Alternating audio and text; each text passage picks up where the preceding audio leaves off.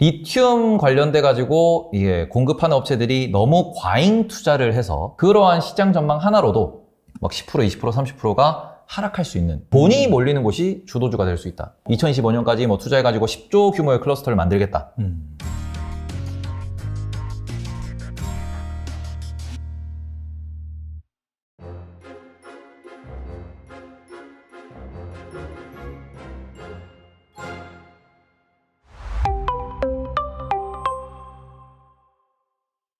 그 다음에 2차 전지가 사실 정말 지겹도록 계속해서 주도 역할을 하고 있어요. 네. 지금도 뭐 사실 뭐 꺾이지 않고 강세를 보이고 있는 걸로 알고 있는데, 근데 이게 코로나 때부터 사실상 계속해서 주도주 흐름을 보였었고, 근데 하지만은 뭐 CPI 발표되고 약간 시장의 흐름이 바뀌는 그런 와중에 있잖아요. 앞으로도 2차 전지가 좀 주도주 역할을 할 수 있을지 궁금하거든요. 제가 그 부분에 있어가지고는 2010년대는 빅테크의 시대였다 라고 볼 수 있는데 2020년대는 2차 전지 혹은 에너지의 시대일 것이다 라고 생각은 하고 있습니다.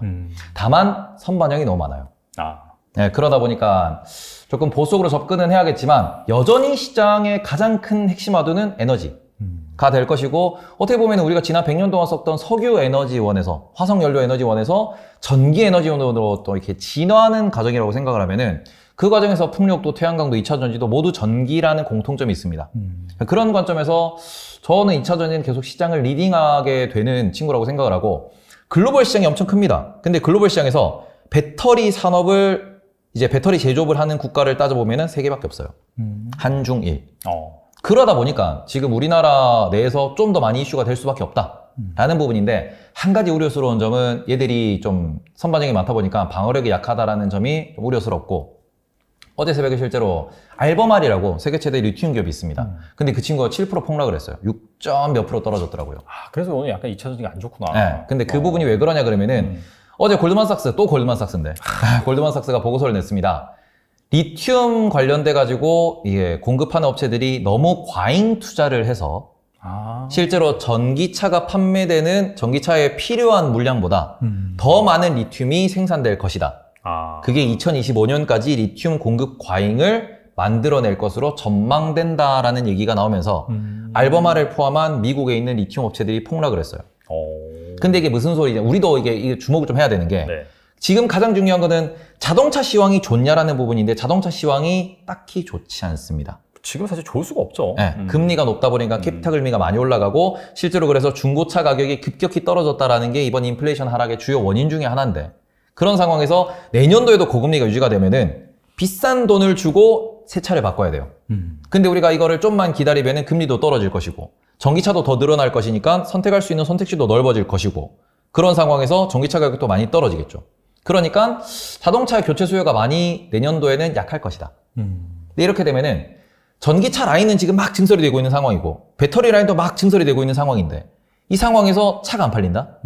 그러면은 배터리 업체가 됐든 양극재 업체가 됐든 리튬이나 니켈이나 그 안에 들어가는 부품 업체들 중에서 어딘가는 불균형이 터지게 될 것이고, 그게 어제 리튬 보고서에서 어떻게 보면 맛배기를 보여줬다고 생각을 하거든요. 그래서 이거는 우리나라 양극재 업체들도 마찬가지.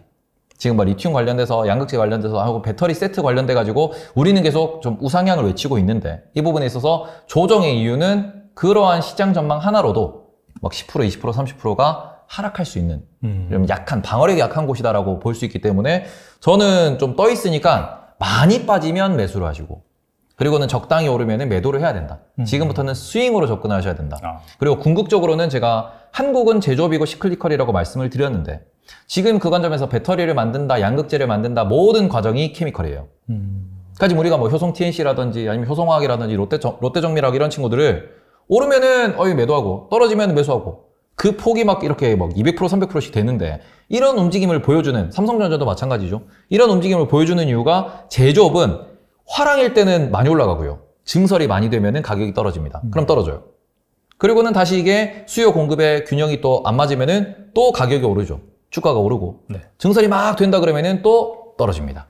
근데 이게 지금은 2차 전지가 증설, 그러니까 말 그대로 전기차가 워낙 커지는 상황이니까 증설 일면도라서 계속 올라가는데, 이게 이 이상 증설되면은 물량이 과잉일 것 같은데요 라고 하면서 증설이 멈추고, 그때부터는 영업이익률이 중시되고, 이렇게 되면은 큰 폭으로 조정을 한번 받을 거거든요.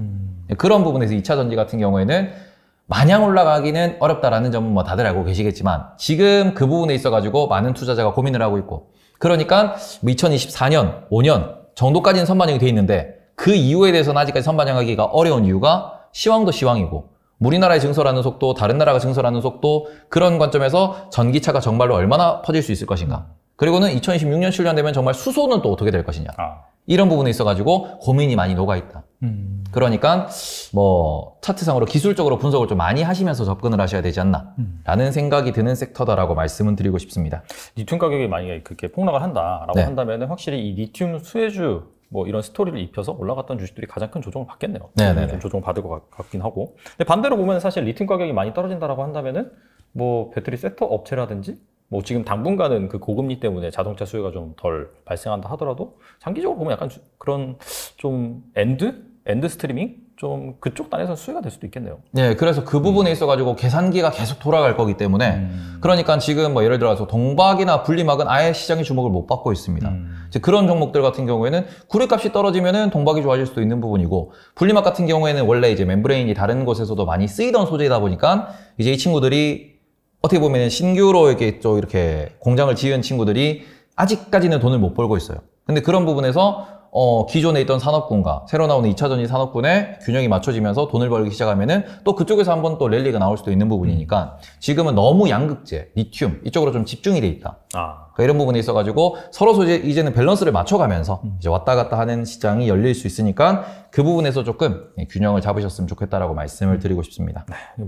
어떤 주식이든 영원히 올라간 주식은 없습니다. 그죠? 분명히 이제 많이 올라가면은 또 많이 빠지기 마련이거든요. 그래서 그런 관점에서 여러분들이 좀 현명하게 판단을 하셨으면 좋겠고 그렇다면은 2차 전지 쪽으로 만약에 좀 몰렸던 자금이 좀 분산이 될 거 아니에요. 그런 스토리에 입각해서 판단을 해본다면은 자 그렇다면은 다음에는 과연 어떤 주식이 좀 주도주가 될 수 있을지 그런 후보군에서 말씀해 주시면 좋을 것 같아요. 저는 거기서 핵심이 수소. 수소. 네. 수소라고 생각을 하는 게 지금 원전 같은 경우에는 저는 원전은 솔직히 제가 되게 안 좋아하거든요. 왜냐면 원전 같은 경우에는 선반영도 많이 되어 있는 데다가 그리고 원전이 프로젝트가 10년씩 걸립니다. 한번 지으면. 그리고 정부 주도 프로젝트가 될 수밖에 없어요. 방사능이라고 하는 아주 중요한 핵심이기 때문에 이거는 또 이제 글로벌에서도 같이 관리를 하죠. 이제 IAEA라고 하는 곳에서 관리를 하면서 핵이 조금만 잘못 사용되면 무기가 되다 보니까 이제 그런 관점에서 여러 가지 제재를 받을 수밖에 없는데 지금 수소 같은 경우에는 우리나라가 글로벌 수소를 주도하고 있는 측면도 있고 그리고는 이것도 마찬가지로 또 중국입니다. 왜냐 그러면 중국이 지금 반도체에서도 마찬가지고 중국이 내연기관을 버리고 전기차로 넘어간 모든 이유가 유럽이나 미국의 기술을 앞서기 위해서거든요. 한 발 앞서서 좀 진출하기 위해 가지고 열심히 특허 전쟁을 하고 있는 중인데 지금 중국이 가장 집중하고 있는 포인트가 이미 친환경은 다 잡아먹었어요. 태양광, 풍력 같은 경우에는 여전히 유럽이 핵심이지만 태양광은 중국이 다 잡아먹었다라고 볼 수 있는 부분인데 그 돈을 전 세계에서 전 세계에서 태양광 관련돼 가지고 번 돈으로 어디 투자하고 있냐 그러면은 수소에 투자하고 있습니다. 지금 이제 홍콩 근처에 있는 선전시 같은 경우에도 2025년까지 뭐 투자해가지고 10조 규모의 클러스터를 만들겠다. 그런 얘기를 하고 있고 그러고는 중국 정부에서도 지금 수소에 대해서 투자를 많이 하고 있는데 실제로 작년이랑 올해 같은 경우에 수소 관련된 특허 출원 건수를 보면은 중국이 제일 많아요. 그 다음이 한국입니다. 그러니까 말 그대로 미국이 아직까지 신경 쓰지 못하는 그 부분에 있어가지고 5년 뒤, 10년 뒤에 대한 투자를 하는 게 현재 중국의 스탠스인데 거기에서 엄청난 투자를 하고 있고 그러다 보니까 현대차 그룹도 지금 상하이에다가 H2라고 하는 법인을 세워가지고 공장을 만들고 수소 관련돼가지고 투자를 하고 있다라는 부분이 익히 알려져 있는 사실인데 이런 부분에서 수소를 왜 그렇게 열심히 공부를 하느냐라고 보면은 앞으로는 전기의 시대인데 그 전기를 가장 가볍게 운반하고 저장할 수 있는 곳이 결국 수소다라는 거죠. 수소, 암모니아 이쪽으로 해가지고 전자 활동을 가지고 이제 빠르게 이동시킬 수도 있어야 되니까. 우리 배터리 같은 경우에는 기존의 무게도 무거운 데다가 충전하고 이걸 방전하는 이 시간이 되게 오래 걸려요. 근데 수소는 그냥 우리 기름처럼 넣고 태우면 되는 거거든요. 그리고 태웠을 때도 물이 나옵니다. 그러니까 이런 것 때문에 친환경 에너지다라는 얘기를 하고 또 운반도 암모니아에 실어가지고 하면 편하다 이런 얘기들이 나오다 보니까 기술 개발을 엄청나게 빠르게 하고 있는 상황이다 라는 부분이기 때문에 지금 실제로 수소 같은 경우에는 조선 쪽에서는 이제 어떻게 보면은 뭐 여러 가지 기업들이 모여가지고 우리나라랑 다른 나라랑 컨소시엄을 만들어가지고 시제품을 제작을 하고 이것에 대해 가지고 실제 이제 실질 테스트, 보조 동력 테스트를 내후년 정도에는 실제로 들어간다라는 얘기까지 나오고 있기 때문에 지금 저는 수소는 생각보다 빨리 좀 상용화가 되고 현실적인 에너지원이 돼가지고 조금 우리 생활에 녹아들 수 있다. 이번에 네옴에서도 와가지고 삼성물산이랑 현대랑 포스코랑 이렇게 해가지고 또 간다고 하더라고요. 수소 관련된 또 에너지원에 대해서 네. 여러 가지 돈들이 몰릴 거기 때문에 돈이 몰리는 곳이 주도주가 될 수 있다. 라고 생각을 하고, 저는 그래서 가장 중요한 건 지금 에너지원이라고 생각을 하거든요. 뭐 지금 우크라이나 전쟁을 보고도 에너지 전쟁이라고 부르는 여러 가지 또 스토리, 뒤에 있는 야말썰 이런 것도 찾아보시면 나오는데, 그런 썰들이 다 결국에는 에너지거든요. 그리고는 문화는 발전하고 우리 문명이 발전할수록 에너지 사용량은 늘어난다. 네. 라는 측면에서 배터리가 영원할 수는 없습니다. 무게가 있기 때문에. 근본적인 단점이 얘는 저장하고 빼는데 다 빼도 무게가 남아요.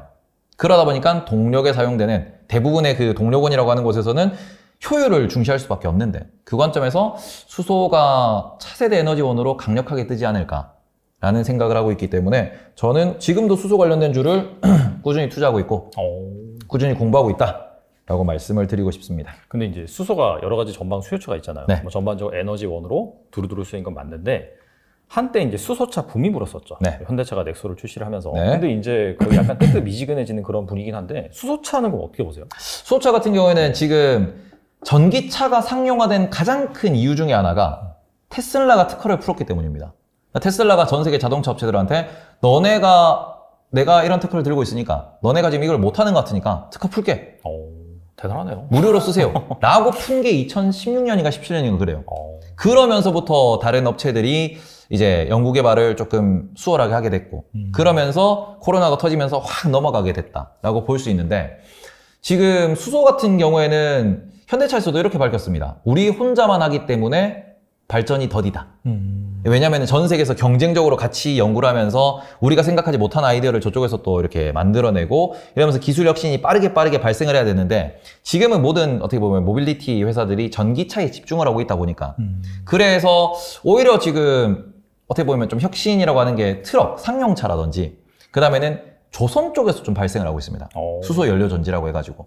그리고는 또 수소가 부생수소로서 만들어지는 공업 단지에서 예, 좀 그쪽 기술이 많이 좀 발전하고 있다라고 볼 수 있기 때문에, 이런 부분이 수소차라는 부분도 우리는 좀 구분을 하셔서 봐야 되는 게, 저는 수소 모빌리티는 결국에는 효율이 필요한 곳에서, 말 그대로 뭐 물건을 실어 나르는 배라든지 트럭이라든지 이런 쪽에서 수소 모빌리티가 좀 더 이제 인프라 구축에 대한 여러 가지 이슈도 있고 뭐 규제 사항도 있다 보니까 시간이 조금 필요하고, 그런 측면에서 저는 상용 쪽에서는, 그러니까 말 그대로 상업 쪽에서는 수소 모빌리티의 발전 속도가 좀 빠를 거라고 생각을 하고, 그리고는 우리가 자가용 승용 쪽에서는 여전히 전기차 수요가 꾸준할 것이다.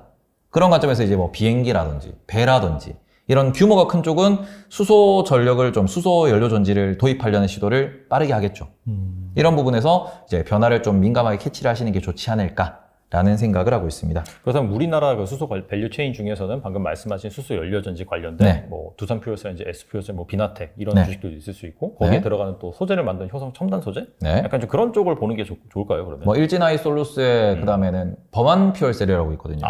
최근에 상장했죠. 네, 거기도 이제 그쪽이 조금 최근에 조선 쪽 프로젝트에 많이 끼는 것 같더라고요. 그래서 공부를 계속 하고 있는데, 우리나라가 가장 이제 자부심이 있는 거는 여전히 제조업이고, 방금 말씀하신 모든 종목들이 제조업 기반입니다. 맞아요. 네. 그런 측면에서는 좀 공부를 해보시는 게 좋지 않을까. 네. 알겠습니다. 2020년, 2021에 돈 못 번 사람들은 정말 부끄러워요. 그건 아무나 돈 벌 때예요. 모든 사람이 돈 버는. 근데 그게 저는 또 2030년 전후로 온다고 봐요. 그럼 그때까지 아무것도 안 하냐? 아니거든요. 그때 왔는데 여러분 준비를 안 하고 있으면 못 잡아요.